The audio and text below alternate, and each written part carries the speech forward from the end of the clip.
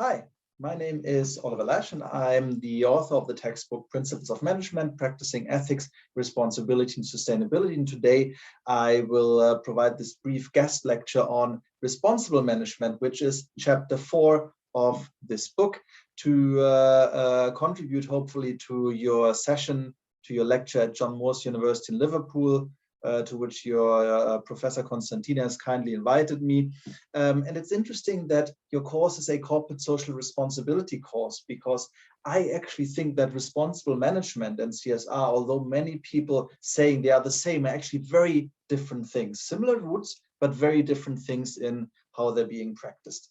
So let's see how that actually goes. I will share my screen and show you part of the presentation slides of that particular chapter.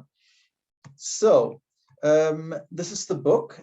We are in chapter 4, titled Responsible Management, and I would like to raise attention for some interesting, intriguing facts, because stakeholders are what is at the very, very core of both responsible management and corporate social responsibility. So all of the groups that are impacted or affected by what you're doing as a manager, or who or what, because it could also be non-human groups who are impacting you, respectively, which are interested in what you're doing, or whom you are interested in for some reason in relationship to what you're doing in your managerial practice. So who are the stakeholders that managers care most about? And here's one interesting survey result, which is focusing on chief executives, a particular type of manager, but also I think partly this can be translated into most managerial jobs that are maybe not on that highest level. So very unsurprisingly, consumers, the most important stakeholders to most managers, then employees actually. So this is interesting, because usually employees are not necessarily what we first think about when we say stakeholders. Often we think about communities, society, and so on. Then governments, another one that probably wasn't on the list when you think about stakeholders first. Then regulators. So interestingly, governments and regulators are split up, but if you actually sum those two up, once again, that becomes a very, very strong group.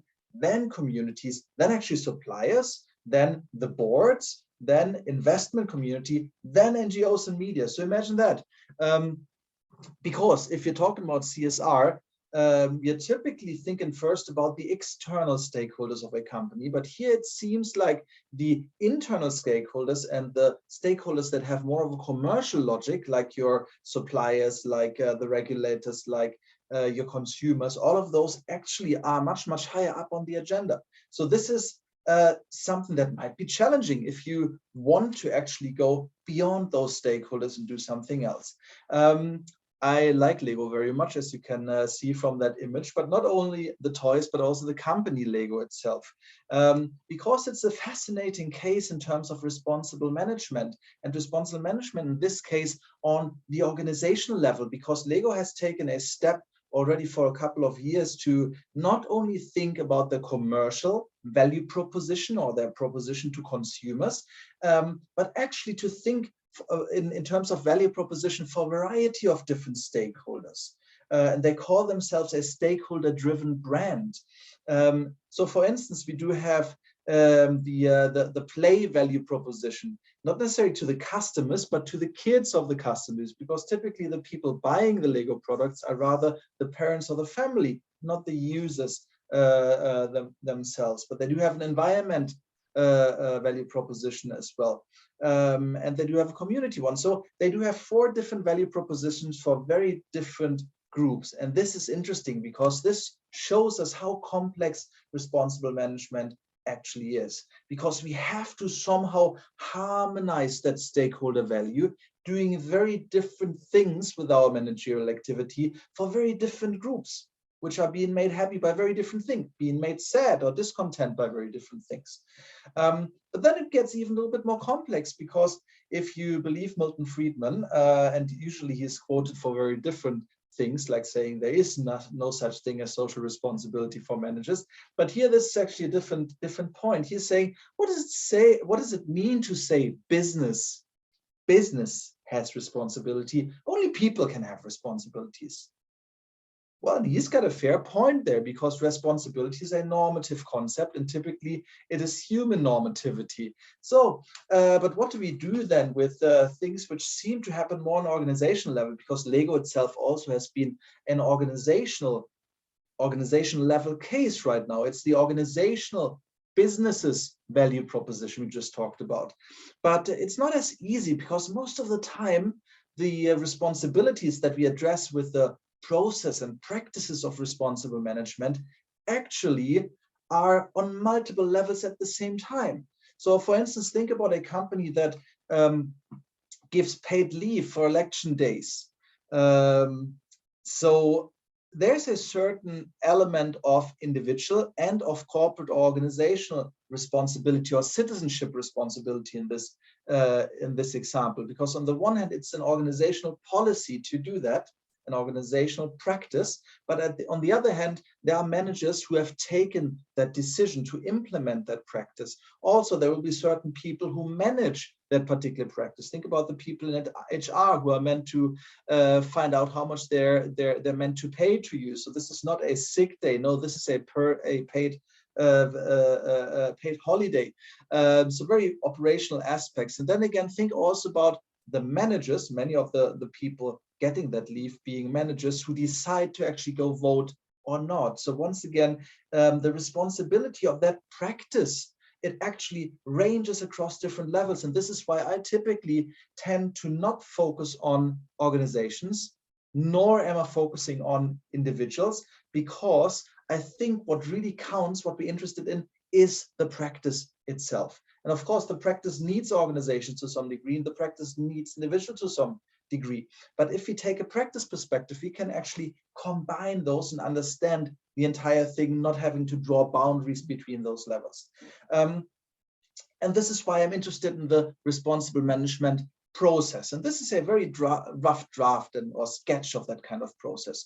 So up here, we do have stakeholder assessment and stakeholder management. So we need to understand first who our stakeholders are, what they value, don't value, and then we have to actively manage that relationship and what they get out of our activities, out of processes and practices like the one we just talked about, election day, paid holidays.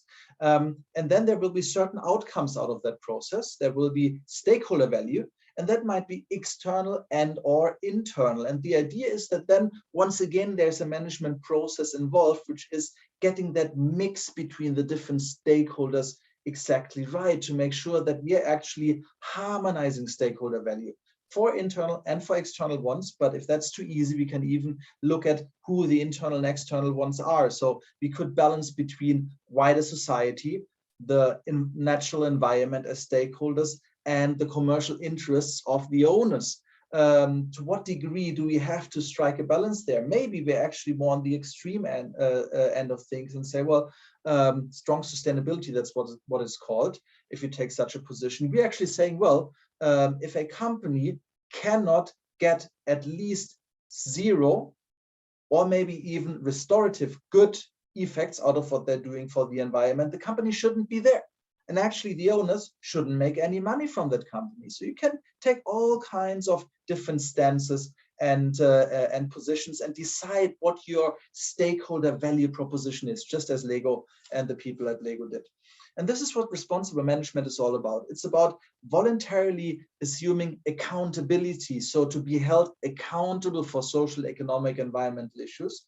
And this is important. It's not making yourself responsible, saying, ooh, I want to do all of those things. I am very responsible now, and all of this seems important to me. No, but actually well, it is part of it, but going one step further and saying, if I actually don't do it, or if the outcomes are not as I wanted them to be, or as I promised them to be, I will be held accountable for it. And in the most extreme case, I will lose my license to operate. So license to operate is this idea that if what you do as a manager, or if what you do as a company actually is not bearable or is not feasible socially or environmentally, then it has to go away. It has actually have to have consequences also economically. This is the idea behind that.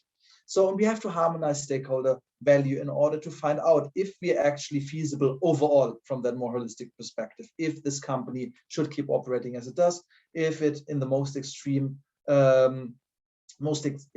case, the company or the manager doing certain practices should actually stop doing it and maybe stop managing or stop being a company in the sense of going bankrupt in a certain way. So the idea of not only economic bankruptcy, but also social, environmental, or moral bankruptcy is what plays in here. So, and in order to know that, we have to think about what the performance actually is. And typically we think about profit, we think about market growth, we're thinking about improvement maybe in brand and reputation. So things that are economically accountable, or that you economically can actually consider, that you can most of the time monetize as well. But if you're taking this wider perspective of what makes a company that is worth being here, or that makes a management or a certain managerial practice that is worth being practiced, well, then we need to have some notion of social performance. And but how we do that, it's really complicated, because we cannot just look at the money right now. We have to think about satisfaction of a certain stakeholder group. We have to look at the environmental impact, for instance, looking at a local ecosystem. What are the costs imposed on the ecosystem? And not only economic or monetizable costs, but there's more information on those kind of considerations, how to do the accounting of that and the financial evaluation, the accounting and finance chapters of the book. So I will not go in depth here, but the message is, it is much, much more complex. But there's one way of how we can do it. And we've got an example in the book that's very hands-on to compare two different companies in terms of their social performance. In this case, it is Starbucks and the hotel chain Intercontinental. And I really want to invite you to have a look at those different evaluation criteria. Traditionally, we only look at that pyramid by R.G.B. Carroll, who's a great guy and a very influential and very important scholar. And many people have used that pyramid just looking at that first responsibility category column here, saying, well, this is an economic responsibility, you're only doing it for money. That's a legal responsibility, you're only doing it because the law tells you to. That's an ethical responsibility, that's a little bit better, because you are on moral grounds deciding to do something, although economically you wouldn't really have to, and legally you're not obliged to. And then there's even discretionary responsibility, where you do something on top, where morally you're not required, so society is not asking you to do it, but you do something good anyway because you think you want to do it. And so there's a certain hierarchy in there, where we would say the social performance of a discretionary motivation is much, much higher. And often we actually get those, or I have often had this discussion where I'm saying, look what they're doing, it's really great, isn't it? And then somebody tells me, well, they're only doing it for the money, so that doesn't count. So although they probably didn't think about the pyramid in that moment, I think we have that appreciation of somebody doing it out of their, or a company doing it out of their own intention of doing good, taking a discretionary decision, is much more valuable than if you only do it for economic reason or legal reasons, or even because you think society morally wants it from you for ethical reasons. But we have different ways of evaluating as well, which I think are very important. So think about the next one, stakeholder responsiveness. So here the question is, how actively have you actually responded to stakeholder concerns? And the reactive one would be where you're actually trying to say, no, not our business. A stakeholder actively approaches you. For instance, for a long time, pollution was such an issue, where you would say stakeholders often are affected by it. For instance, mining business.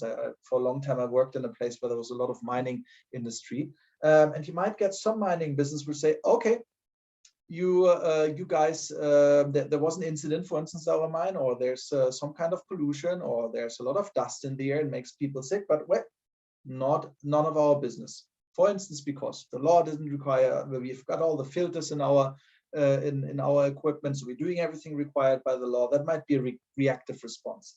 Defensive response then is, yeah, you're right, we actually do have a responsibility here, but still I don't do it because. So there's that, like this defensive argument. Accommodative would be where you actually start actively doing something because of what stakeholders want from you. And then the proactive one would be to do things before stakeholders even ask you. So once again, there's a certain hierarchy. The further down you go, the better it is. Then we go to the issues maturity one, also an interesting one, because different issues, so like climate change, for instance, or biodiversity, or workers' rights, or LGBTQ plus, I don't know how many pluses we have to add by now, but they are something extremely important nowadays. But all of those used to not be important in the past, at least not in the public opinion. And this is the idea of issues maturity, that certain topics in the public opinion move further up and up and up and up, and maybe at some point in time they move back down again as well. But the idea is that if you're actually responding to an issue which society doesn't find extremely important yet, or not very important anymore, well, then you can actually, you are actually doing something good in a certain way, because you're going beyond what society expects from you. So imagine a company that about 25 or 30 years ago took LGBTQ plus rights extremely seriously, although maybe the word didn't even exist back then. That would be an organization that is getting active, taken, assuming responsibility for a latent issue or a latent care that society at this point in time might have somewhere structurally, but society is not very aware of, or it is actually actively being muted out by society. So this is good. This is very good, because it's more advanced than somebody who's responding to a very institutionalized issue, as we have with climate change nowadays, where virtually every company has some kind of carbon neutral goals, some in 5 years, some already have achieved them according to their own records, others 2030, and others all the way to 2050. Okay, I don't really want to comment on the 2050 goals, it's really ridiculous, but the idea is that either one of those is responding to an institutionalized concern, where we are all, most of us, at least rational people, do agree that there's an issue with CO2, and they agree that something needs to be done about it.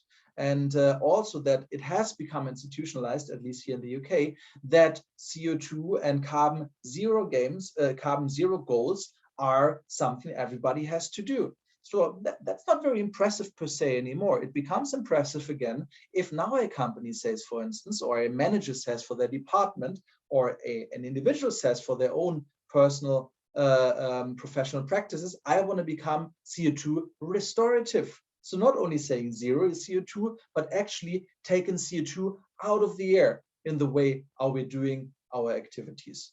So this is obviously then, once again, moving further down into a more valuable type of social performance, or higher social performance.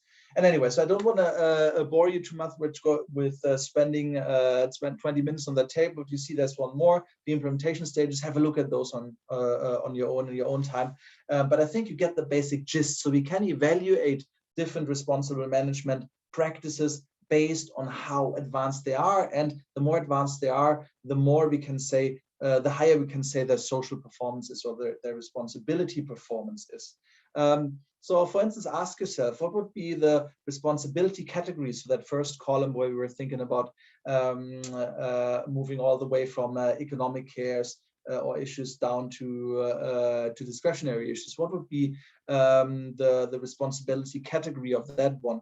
If there was a supermarket that engages in practices of only selling products from Black-owned companies. So you would have a very extreme, in a positive way, extreme sourcing practice, responsible sourcing practice. So ask yourself the question: is it? What would you say? Is that a maybe a purely economic consideration? Do they think they're going to sell more this way, or being more profitable, maybe? Or do you think maybe it's a legal one? Well, probably not, because we're not required to buy only from Black-owned companies, right? There's no law about that, I understand.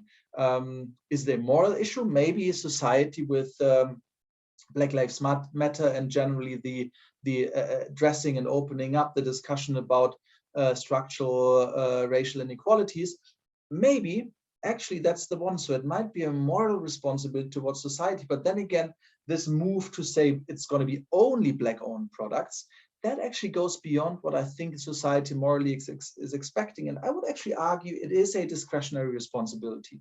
So that would be a very high corporate social, very high social performance level of that managerial practice of sourcing only from Black-owned companies. Not bad here. And of course, we can play the same game and go through the same type of categorization and finding the social performance using the other three columns that you've seen before. And then you can also think about forced labor. Although we would think forced labor, respectively modern day slavery, is something that we think has been abolished, so there isn't any slavery anymore. But that's not the case, unfortunately. De facto, we do have modern day slavery, and it is more people working under slave-like conditions than at any other point in human history. So, and that makes it more difficult, because we can actually not assess the entire organization that does some things which are very, very good on that kind of corporate social performance or responsible management social performance scale, but at the same time have other practices which are very bad.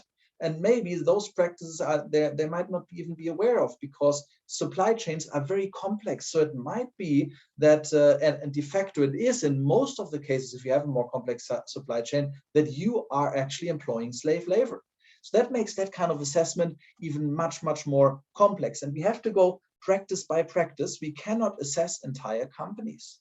It is virtually impossible unless it's a very, very local, very little complex company that where we have extremely high levels of transparency. But it is virtually impossible. So once again, go down to the practice level, look at individual practices like the sourcing practice we've seen before, or this sourcing practice, in this case, particularly when it comes to manufacturing things. Good, and that then leads us into the last part of this short lecture. So stakeholder management, how do we actually do that? And a very central concern, as you already might have noticed, is that stakeholder management is centered on stakeholder value. So if you want to think about stakeholder value in a little bit more formalized way, we can actually try to grasp it visually, like we've done here. So the idea is that there's some funnel, you see it on the left side, the yellow funnel that says shared value, where actually the external and the internal stakeholders, or if you want to say the social, environmental, and the commercial stakeholders, economic stakeholders, both get value out of something that you're doing. So if you're evaluating different practices, as we already have done before, and you evaluate them now by the amount of value being generated for the different stakeholders, not as we had before, how advanced what they do, but now the actual outcome, not the process, the outcome of what they're doing. Well, certain choices you're making might produce different constellations of stakeholder value. So in more abstract terms, look at those three choices over here on the right. So choice one, well, probably we want to discard that, because if you look at it, it's internal stakeholder value 2, external stakeholder value just 1. So that's 2 by 1 is 2, right? This seems to be very, very feeble, not a good thing to do. But then we've got those choice 3 and choice 2. So choice 2 is really good for external stakeholders, a 4. And then we've got choice 3, which is still quite good actually for the internal stakeholders. Sorry, we've got 3 for on the internal stakeholder axis, and still quite okay. So that's 3 times 4, which should be 12, right? And then we do have choice 3, which is really, really good for the internal ones. You could also say good for the company or good for the manager and the people around the manager, and okay-ish still for the external stakeholders. It's a 2. So which one would you choose? Just think about for a moment. And why?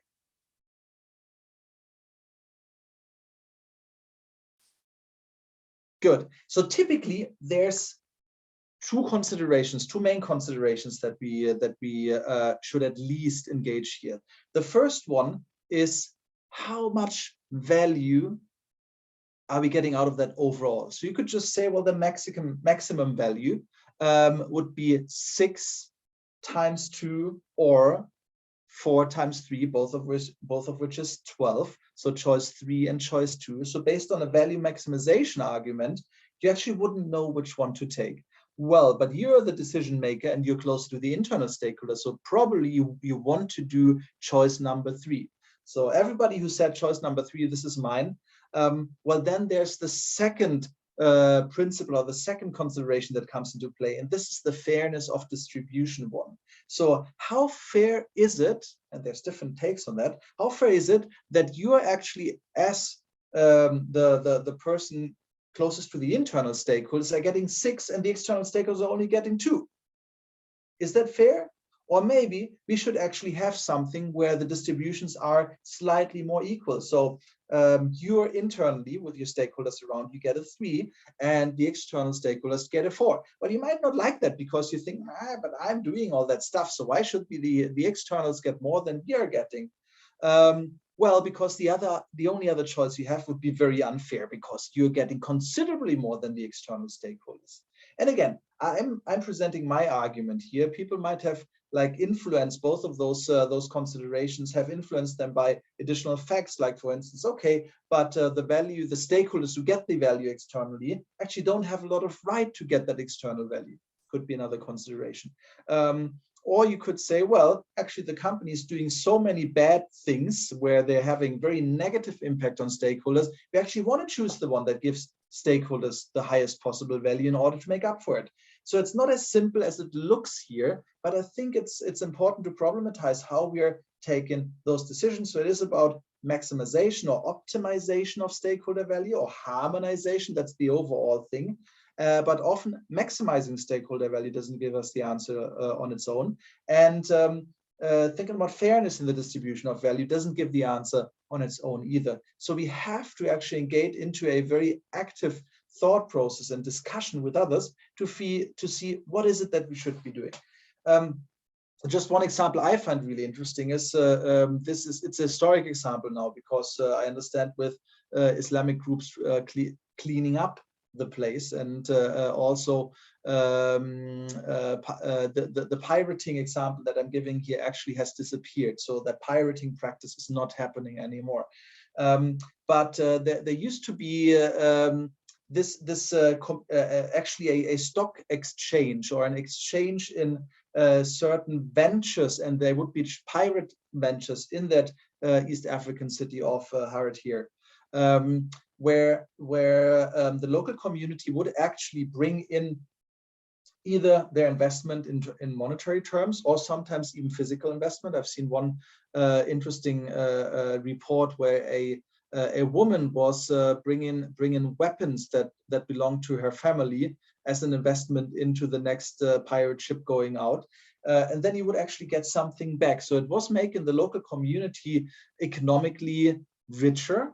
It helped, obviously, the pirating operations, but at the same time, if you only include those two stakeholders, still you're actually not getting the full picture. Because if you only look at those stakeholders, you say, yeah, well, of course, maximizing stakeholder value from sending the next ship out is clear, because the pirates get most and the people investing to the pirate ventures get most.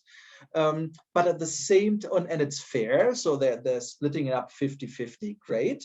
But at the same time, what's happening to the people or the companies being pirated?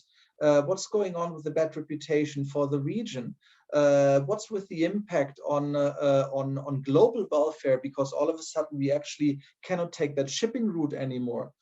Product prices go up considerably, which I actually think is a great thing. But there's what I'm trying to say is there's much more to evaluate than that. So what we have to do is actually to go into stakeholder assessment and to get that big picture.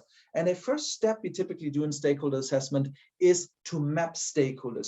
So who is out there? So there's that focal entity, and that could be me as a manager. It could be a particular managerial practice. It could be an entire organization, or it could be anything else. So we're trying to find out what impact does that focal entity have on all of the others involved. And then there's different types of stakeholders. There's the direct ones, there's the internal ones like owners, employees, and so on. There might be external ones, but still direct stakeholders as well. So the local community, the local ecosystem, clients, competitors, and so on.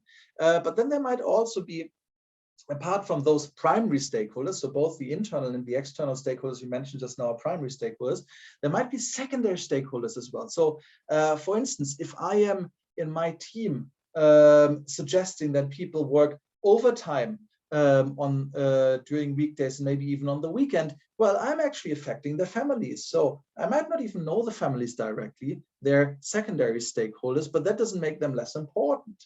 And then we might have non-stakeholders, and this is important as well, to have an appreciation of who is actually not affected by what we're doing, and who are the ones who are not we are not interested in, or we don't even want to affect by what we're doing. And it's interesting because often, or in some occasions actually, very misplaced responsible management takes place, where somebody or an organization just picks a stakeholder, somebody, and say, oh, we're doing so much good for blah, blah, blah. So for instance, I remember Deutsche Bank in Germany having a lot of investment in the arts as well. And I would actually argue that this investment in the arts was an investment into a non-stakeholder or non-stakeholders, because the ones benefiting from that art investment usually would have no business with Deutsche Bank whatsoever, most of them.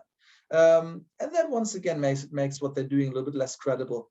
So the idea here is to actually map stakeholders and know who's out there. And then the next step is you're trying to prioritize who should I actually be taken care of by my responsible management, or otherwise whom should I care for?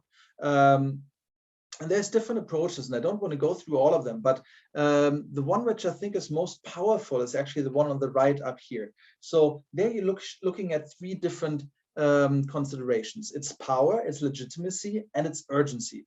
So urgency is probably the most simple one to think about. So if I do not address that stakeholder's concerned, what's going to happen and how quickly? So for instance, there's somebody running into through your production facility and yells fire, fire.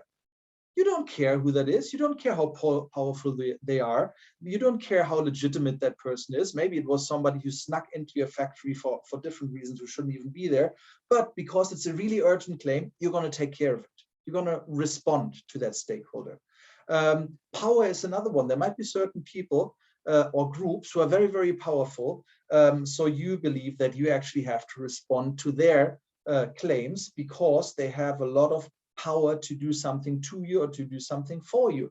And then the third one is legitimacy. So how legitimate in the sense of how, not legally legitimate only, but in terms of the validity of their claims, how legitimate is it to respond to their claims? So there might be certain claims people have, and they want outrageous things from you, where you're saying like, this doesn't make any sense. There's no legitimacy in that claim, or there's somebody walking through the door whom you've never seen, and you feel like there's no relationship to them at all, and they're not even affected by what you're doing, and they ask you, okay, so you have to sponsor my son's soccer team, for instance. You're saying like, okay, I could in principle, but at the same time, that's not really a legitimate claim. So it's up to me if I want to do that or not. But the idea is that actually the most important one and the most salient stakeholder claims, the ones that we really have to take care of, are the ones that are come with power, with legitimacy, and with urgency. And then the second category would be the ones which combine two of those different aspects. So for instance, a stakeholder which would have the power to actively influence you to do something for or against you, but they don't have legitimacy or urgency, well, you still shouldn't actually listen to them. So it's a very important, very interesting tool, although this one's a little bit more complex than the other two, which I invite you to have a close look at, because those different tools give you different ways of prioritizing your stakeholders, and they're differently valuable for depending on what you want to do. And then the very last one, but a very important one, is once you actually know who your stakeholders are, whom you should listen to, have a look at only the most important ones and think about how important are the things you can do or should do, the different issues or cares, social, environmental, economic issues and cares, how important are those to your main stakeholders? And at the same time, how important are they to you? How important are they to you as a manager or to your company? Or how important are they to you personally? And this, by combining those two considerations, you actually find things which are important or of the highest importance to your main stakeholders and to yourself, however you define yourself. And then the idea is that you actually can more legitimately address the ones which have the highest materiality. That's what we call it. And you actually have to do a lot of justification work to address the ones which have a low materiality. And the topics you see here on that slides, there's no general materiality assessment. So fair competition is not always highest, and arts and culture or local agriculture are not always lowest. It could be exactly the opposite way around, because you have to do that assessment again and again and again for every situation that you encounter. This is the idea. And companies most of the time use that in their sustainability or responsibility reports to justify what they're talking about, what they're reporting on, so that they're only reporting on the material issues or on the most material issues. Good. So we said before, it's stakeholder assessment. So knowing what stakeholders are out there, how important issues are to them and to yourself. But then it's about stakeholder management or stakeholder engagement, because stakeholder management has both the assessment part and the engagement part.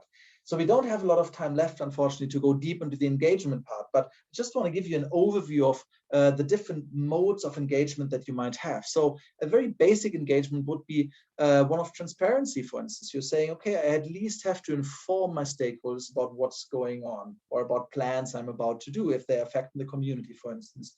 Or on the other end of the spectrum, you might actually have stakeholder engagement in a way where you're doing things together. So you are very, very closely involving your stakeholders in creating value for them and for yourselves. Or it might go one level further, and that would be the last category of supporting. We're saying, well, actually, we're not acting on our initiatives together with our stakeholders. We are supporting our stakeholders and what they want to do. So that would be one step more intensive. And one really interesting example about that, which I always have to think about, is that of Cemex in Mexico, where they did what they call bloqueras comunitarias, communal block factories. Well, they're a construction business, and what they're doing is actually to one of the many things they're doing is to go into local communities where housing is a really, really big problem. They have come up with a business model where it's somewhere between acting together and supporting, where they put the machines for making bricks for construction into a certain place. They put the cement, they're a cement producer, and they put the sand. And then they have somebody sitting there and actually looking that the thing is done the right way. But the labor, the people making the blocks, are the local community members. And here's the deal.